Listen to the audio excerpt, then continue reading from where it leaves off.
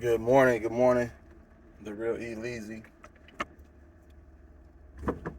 Um, NBA off and running, man. You know what I'm saying? Teams looking to get their first win.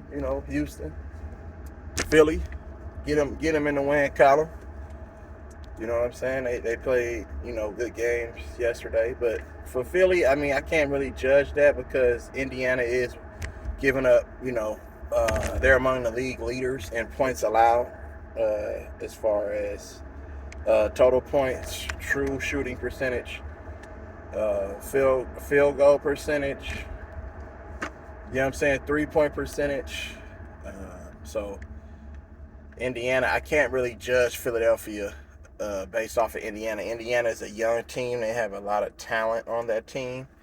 They have a good coach. He's an okay coach.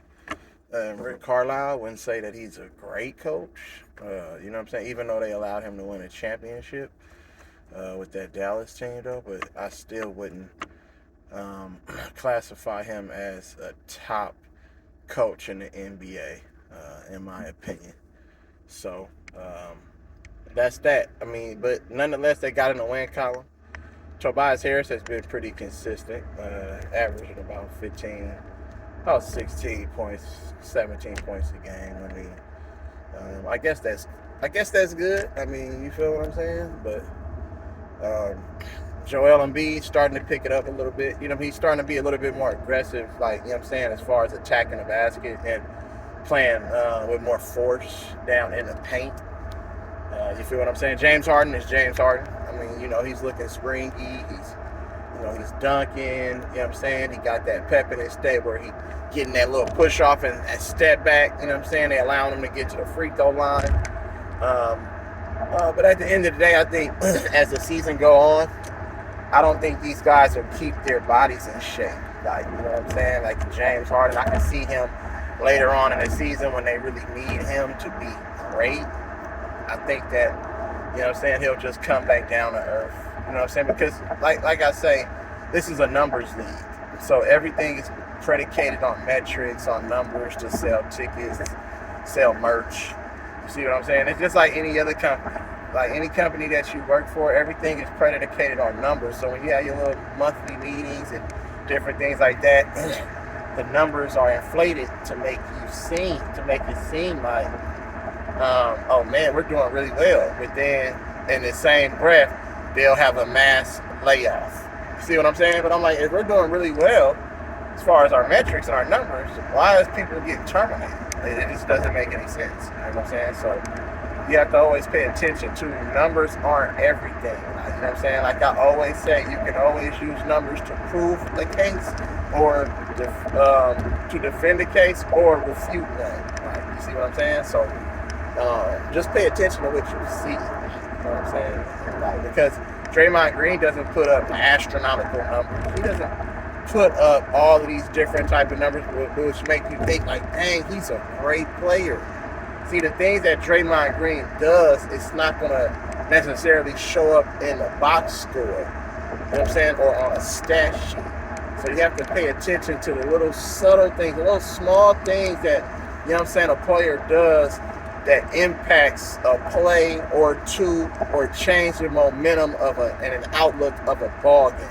Those are the things that you need to pay attention to. It's like just the little small details. You know what I'm saying? So you always have to be mindful of things like that. You feel what I'm saying? So with that being said, Houston picked up a win. Houston got a good win. But for Houston, I really don't like the way Houston plays. Everything is one-on-one. There's no ball movement. There's no body movement. You know what I'm saying? Everything is just, okay, I have unbelievable one-on-one talent. And I think that's like that because I don't think they respect the voice of Steven Silas. You had an altercation on the bench between Jaden Smith and fucking, not Jaden Smith, Jabari Smith Jr. and fucking Jalen Green.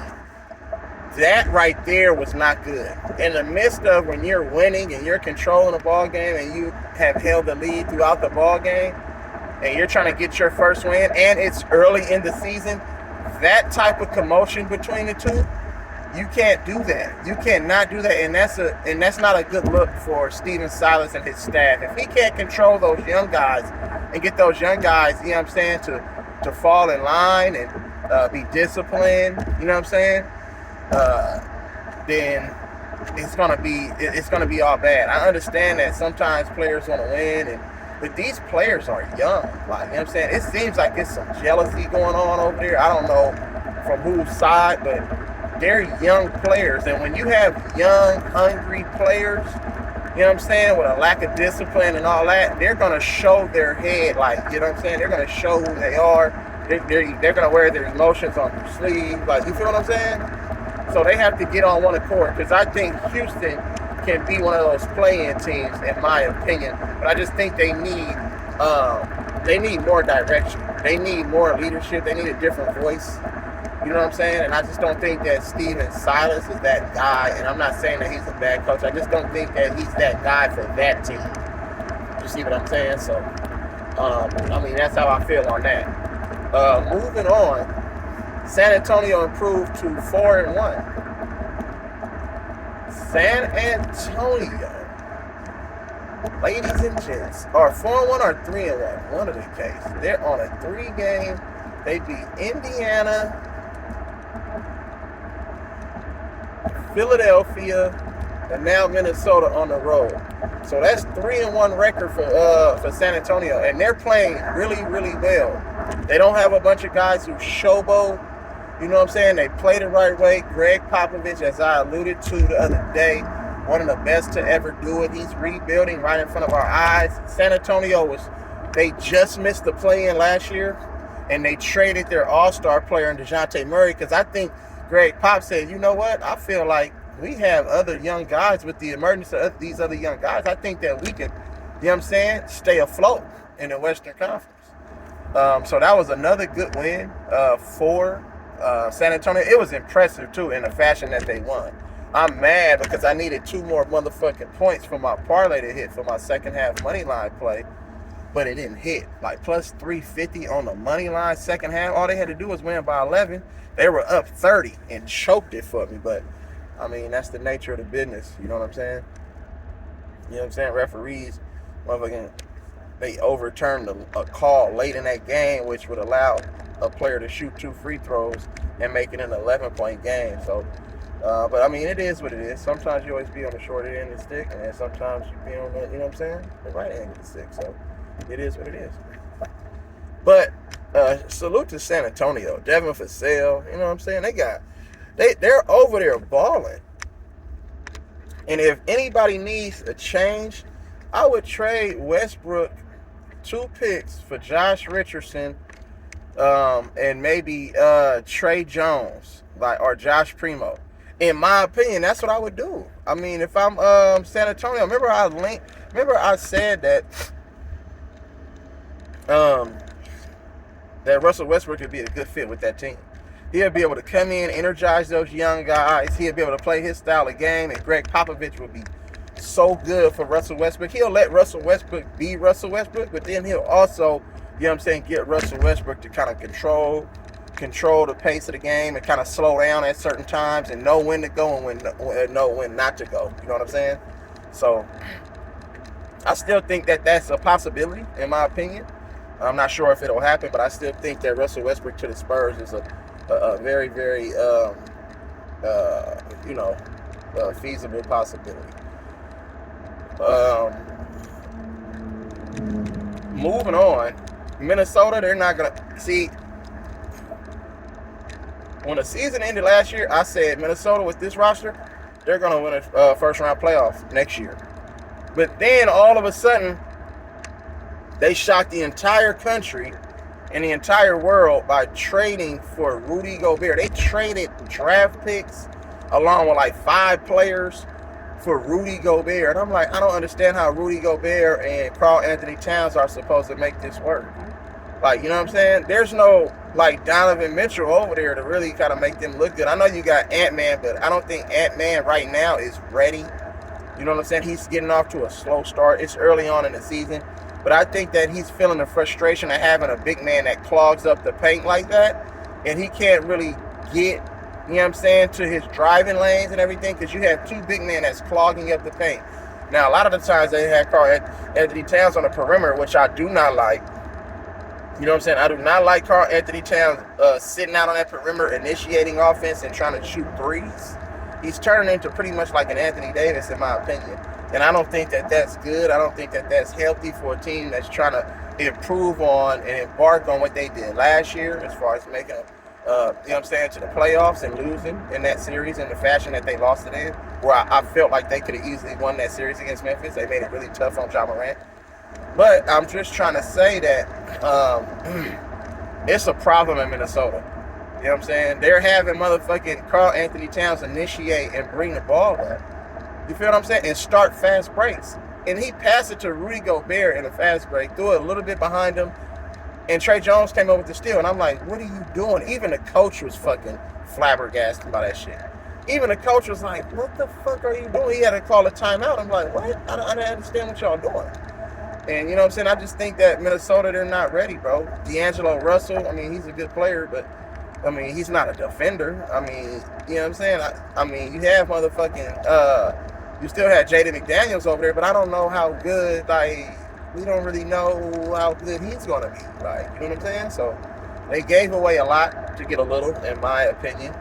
But, you know, nonetheless, that's what it is. It's still a long season, so we'll see how that plays out. But I just still think that Rudy Gobert, you know what I'm saying, puts you over the top.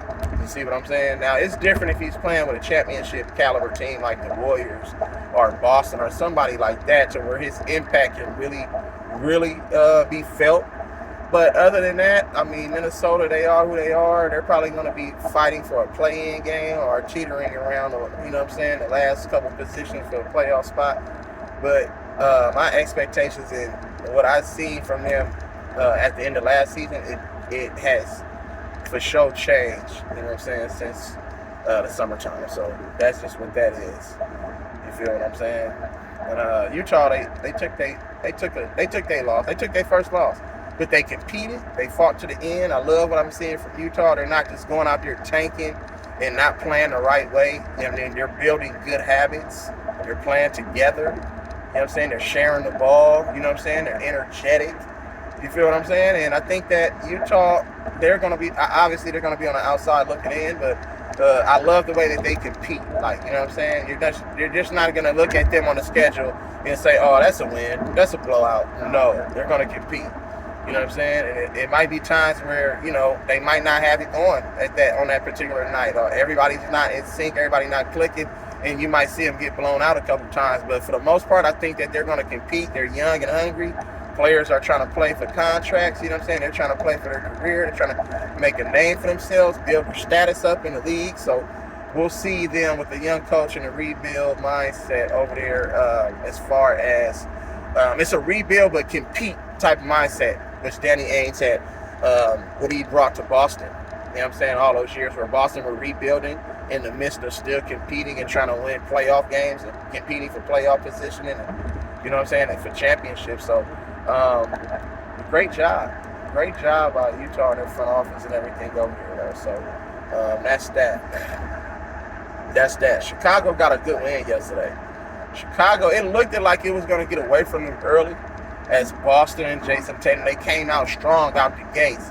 But then, you know, Chicago turned it around in that second quarter going into halftime, and then just they never looked back. The second half, the Chicago never looked back. And the one thing that my knock on Chicago is, and my knock on any championship caliber team, if you want to be a championship caliber team, your best players, your franchise players, have to be two-way players. They have to play defense too. See, if motherfucking DeMar DeRozan and Zach LaVine don't play defense, you can't expect these other players to be like, man, I'm not playing defense for these motherfuckers. They just want to come down and jack up all the shots and we supposed to play defense for them? No, your best players are supposed to lead by example, especially on that end of the floor. You're supposed to get those young guys to follow. You know what I'm saying? You can't be fans of Kobe Bryant and Michael Jordan and all these different type of players and be like, man, yeah, I'm a fan. But no, you're a fan of what? Just how they approach the game from an offensive aspect? No, you have to look at the defensive mentality too, the will to win, doing whatever it takes. And that's why you see the Warriors, people always knock Steph Curry for his defense, but Steph Curry really plays really good defense. He holds his position long enough on the help so his man can recover and get back, and then he can close back out on his man. Like if they're trying to run him in a high pick and roll, Steph Curry really holds his own, and that's why you see him bulk up a little bit. He's a little bit more cut, he's a little bigger, so he can withstand that physical punishment on ball and off ball. When he's on offense and he's getting grabbed and going around these screens and they're bumping him and holding him and all this stuff, you know what I'm saying? They think that was going to fluster him, but it doesn't. They think that was going to irritate him, frustrate him, but no, he's absorbing all of that and still being effective, you know what I'm saying, in the style of basketball that Steph Curry and the Warriors like to play. You know what I'm saying? So we've seen that Steph Curry switch on Jason Tatum, switch on Jaylen Brown, switch on certain, even Al Horford, and hold his own because he's giving that effort on that end of the floor. So now what that's going to do, everybody else is going to be like, hell fucking yeah, Steph, that's what I'm talking about. Lock his ass up. They're going to be more energized to stop their guy and play defense and help Steph whenever Steph gives it up. You see what I'm saying? So you have to pay attention to stuff like that. But if Chicago wants to make any noise in the East, they have to learn how to get down, buckle down, and get stops. You can't just rely on Patrick Williams, Caruso, Ayu, Dosunmu. Like, you know what I'm saying? You can't rely on these type of players to be your catalyst on defense, bro. You know what I'm saying? You got to play D. Buckle down. Like, you feel me? Carry point blank. You know what I'm saying? So that was a good win. Boston, yeah. It was Joe Mazzulla lost his cool. Grant Williams, both of those guys were ejected for arguing calls. Grant Williams bumped the official, and it was a female official, so he might get a couple games suspension for that, just based off of the rules of making contact with an official in the NBA. So that was that. But I do feel like these referees, these young referees, they are cheating the game. They're blowing a lot of calls, you guys. Like, real talk, I'm watching the games. I'm like, what are y'all calling, bro? Like, goodness gracious. And then I'm looking at one game that I paid attention to last night was also the Denver and Portland. Denver and Portland, that was a really, really, really good ball game. Like, you know what I'm saying? Denver got out to an early lead. They controlled the first half. You see what I'm saying? And then second half, all of a sudden, Chauncey Billups said enough. Chauncey Billups said enough. And I'm loving what I'm seeing from Yusuf Nurkic. You know what I'm saying?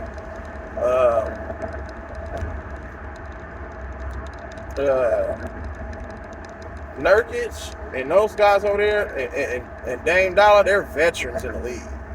Like, they've been to a Western Conference Finals before. Like, you know what I'm saying? So they know what it takes to get it done. And then you add young, talented guys. You add Jeremy Grant, Josh Hart, who was the National Player of the Year at Villanova. You got Jeremy Grant, you know what I'm saying, who came into his own, who's a long, lengthy defender, the nephew of Horace Grant, you know what I'm saying? And the son of Harvey Grant. So you got to look at this stuff, guys. You have to really pay attention. Dame Dollar and then the emergence of Anthony Simons over the last couple years. We've seen him catch fire, and I'm talking about he caught fire yesterday. He was dribble, pull up, coming off a screen, pull up. You know what I'm saying? Catch and shoot, pull up. Everything was just clicking. You know what I'm saying? And Dame Dollar did what he do. Like, you feel what I'm saying? So shout out to the Blazers, Chauncey Billups. Like, the other day, I didn't like the way they were playing against the Lakers. Some of the offense that they were running, it was real stagnant. You see what I'm saying? And I did not like that for Portland. I was like, look, Chauncey Billups, you have to get more ball movement, more body movement. You know what I'm saying? Your offense needs to start flowing. And yesterday, it looked like the offense in the second half started to flow. Players were getting touches. You know what I'm saying? They were getting good looks. The ball was moving. Bodies was moving. And that's the type of offense that these teams need to run. You know what I'm saying? So Portland improved to 4-0. That was a good win over a championship caliber contender, even though I don't think that they're going to win a championship because of the Joker. He doesn't play any defense. You know what I'm saying? Jamal Murray, I know he's coming back from an injury, but Jamal Murray doesn't play any defense either. And Michael Porter Jr. doesn't play any defense. You know what I'm saying? He just likes to jack up shots. You see what I'm saying? So if your top three players and main guys on the squad not playing D, you're not going to win. Period, point blank. The Joker is not going to win, bro. He's not. I told everybody, bro, the Joker is not going to win no championship being the best player on the court. I know he's a two-time MVP. That's all good and dandy. He has you know what I'm saying, a nice skill set and a high basketball IQ on the offensive end, but the Joker is, he gets in foul trouble a lot. See teams say fuck that and attack the Joker. See, people don't be understanding. You got to go at that man and force him to defend. You get him in early foul trouble, that fucks up, you know what I'm saying, Denver's whole plans, because they like to run and initiate everything through the Joker. You see what I'm saying? Now you force somebody else to initiate that offense, and now they become a perimeter-oriented team. Now, you know what I'm saying, you're asking motherfucking Aaron Gordon shit to post up. Like, I mean, he's not comfortable posting up shooting jump shots. You know what I'm saying? Like, or turn around fadeaways. I mean, I know he goes to it at times, though, but Aaron Gordon still hasn't found, you know what I'm saying, how he can be effective and be dominant with his size and athleticism. He's sort of kind of like a Blake Griffin to me. You know what I'm saying? That he drew early comparisons to Blake Griffin, Aaron Gordon did. You know what I'm saying? Shout out to Aaron Gordon, you know what I'm saying, from the Bay. You know what I'm saying? San Jose. So, you know what I'm saying? Shout out to him. But I don't think Denver's going to be there, though. But Portland, I think they'll continue to get better. I love Shaedon Sharpe out of Kentucky. Shaedon Sharpe has game. People don't understand Shaedon Sharpe. Shaedon Sharpe got game. And it's just like a natural, smooth game he got. He don't be trying to do too much. He don't do shit that he know he can't do. But dude got game. He explosive. He got hops. Like, you know what I'm saying? Watch out for that dude as the season prolongs. This is a good rookie class. There's some really good rookies in this class. Like, real talk. So, you know what I'm saying? Portland proves a 4-0, first place in the motherfucking Western Conference. First place in the entire NBA. Portland, 4-0. So, I mean, that's big for Portland. You know what I'm saying? So, we'll see how the season prolongs and how it progresses. But that's that. You know what I'm saying? So, moving back over to the Eastern Conference, let's look at the Knicks, man. People ain't understanding what the Knicks do and how they do it and what they do. I told everybody, shout out to Will, too. But shout out to all my New York Knickerbockers, man. Straight up. But the Knicks do have some shit going on with the whole D-Rose shit. You know, D-Rose went on that Matt Hoffa or whatever, that little podcast shit, and he was speaking some real shit on his life, bro. But they don't want that. See, they don't like that representation of the NBA. See, you know what I'm saying? Derrick Rose was really keeping it real, and Derrick Rose came out and voiced his frustration on his role on the team. He's not getting that many minutes. You know what I'm saying? I don't know what Tom Thibodeau and all those guys over there are doing, but I don't like how they're treating Derrick Rose. Derrick Rose needs to change the scenery, too. Derrick Rose needs a chance to compete for a championship, bro, before he retires. He only got about a good 2 to 3 years left, if that. So people need to understand and let D Rose needs to have a chance to compete for a championship. I don't know whether he goes back to Chicago. I don't know whether he goes to, let's say, Milwaukee. You know what I'm saying? I mean, I don't know, but he needs a chance. I don't know if he comes to the West and comes to the Warriors or whatever. You know what I'm saying? I don't know if that is the case, but I do feel that D Rose needs to compete for a title. You see what I'm saying? Because, I mean, I know it's a lot of teams that can use like a services like a D Rose. Veteran leader, going to play defense, going to play the right way, a good locker room guy, you know what I'm saying? But he's frustrated because D Rose lost all this weight. He's the lowest weight he's ever been in his whole entire NBA playing career. He feels like he's ready to contribute. And they're not giving him those minutes. They're giving it to Emmanuel quickly. You know what I'm saying? And I don't understand. I mean, I understand why, because it's a young man's league. But still, D Rose has a lot left to give. And I feel like, you know what I'm saying, a team can really use him, though, man. But shout out to the Knicks, man. Tom Thibodeau, he's playing faster, which I said in the summer. I said, man, the only thing that the Knicks need to do is play faster, and they need to play fucking the younger guys. They need to play, what's the guy name? Cam Reddish. You see Cam Reddish balling. Let him come into his own. He's coming into a zone, you know what I'm saying? Confident. He can make plays. That dude can make, he's a really talented basketball player. You know what I'm saying? Obi Toppin, really talented basketball player. You know what I'm saying? Mitchell Robinson is doing what he's supposed to do, protecting the rim and rebounding. He needs to, you know what I'm saying, get better at his free throw game, but he's protecting the rim and rebounding. He's serving that DeAndre Jordan type, you know what I'm saying, role, but he needs to become a better post player. You know what I'm saying? Motherfucking Jalen Brunson, consistent. 18, You know what I'm saying? 19 a game. Consistent. That's what he brought him over here for. RJ Barrett is kind of shaky, getting off to a slow start. You know what I'm saying? But he's been, you know what I'm saying, in a high teens as far as points. You feel me? And then motherfucking Julius Randle, who everybody wanted to throw away and get rid of. He's been their best, most consistent player. Efficient from the floor this year.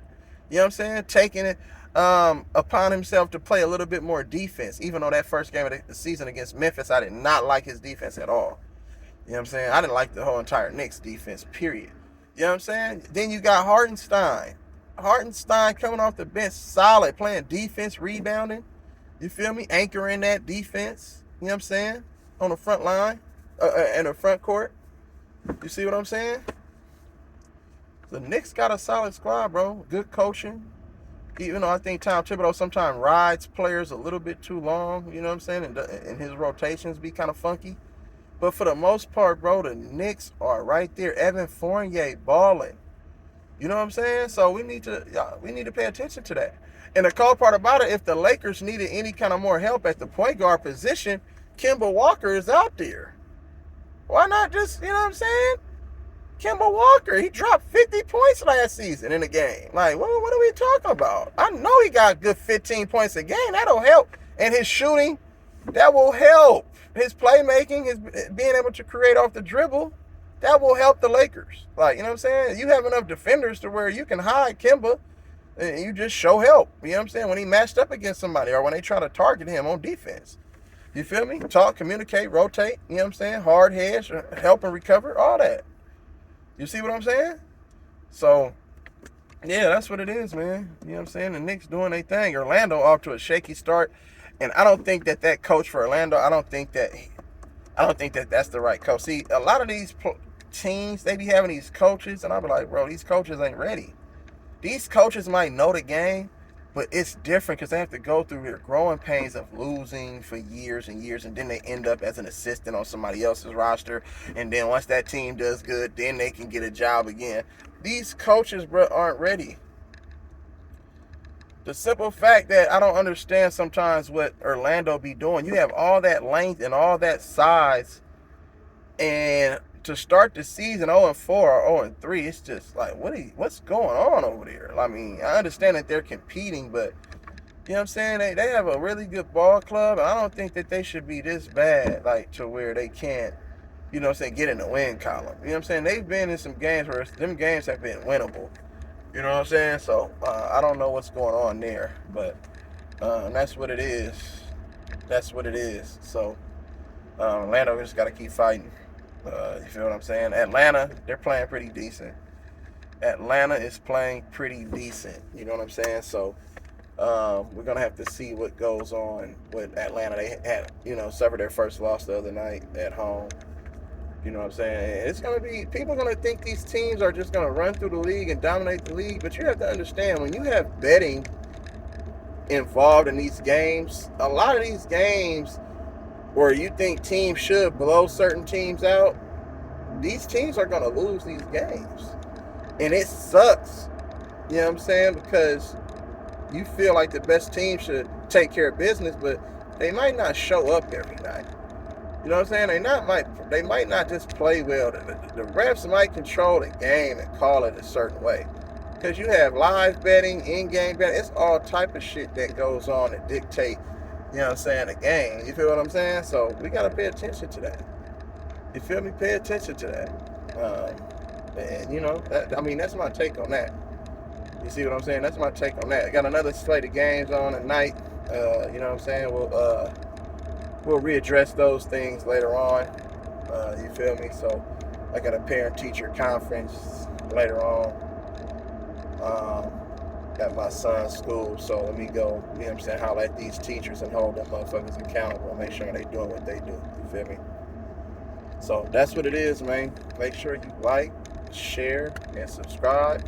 Let me know what y'all think on anything that I said. Like, you know what I'm saying? If it's something that you don't agree with, that's cool. I mean, I'm not Nostradamus, bro. You feel me? I'm just giving off of what I see, how I feel, what I think. You know what I'm saying? So let me know what you think, how you feel. You know what I'm saying? If I addressed one of your favorite teams or whatever, and you feel like you want to come in and chime in and know what I'm saying, give your take. You know what I'm saying? Go ahead and, drop a comment, bro. And you already know I engage with all my people. Whoever comment me, bro, I'm going to respond.